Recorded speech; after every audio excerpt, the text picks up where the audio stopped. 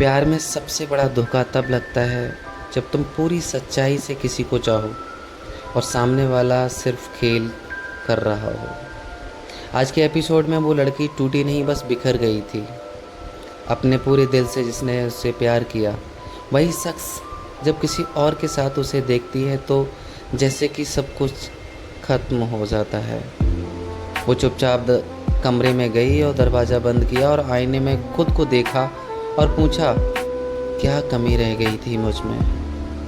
हाथ में ब्लेड उठाया और उस दर्द को ख़त्म करने की सोची जो अब दिल में नहीं रहा, रंगों में बहने लगा था। उसी पल उसे याद आया कि माँ की हंसी, पापा की आंखें और वो दोस्त जो कहता था कि मैं तेरे बिना अधूरा हूँ।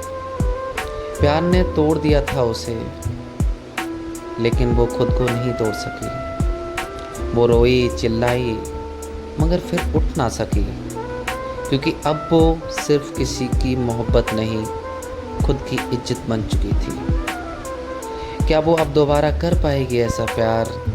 क्या उसकी कहानी फिर से शुरू होगी, या ये उसका आखिरी पड़ाव था?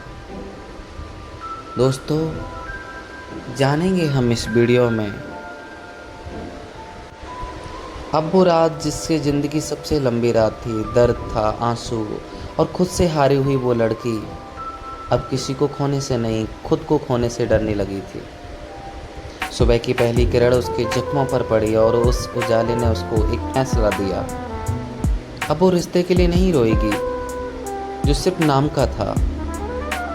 अब वो उस इंसान के पीछे नहीं भागेगी जो कभी उसका था ही नहीं।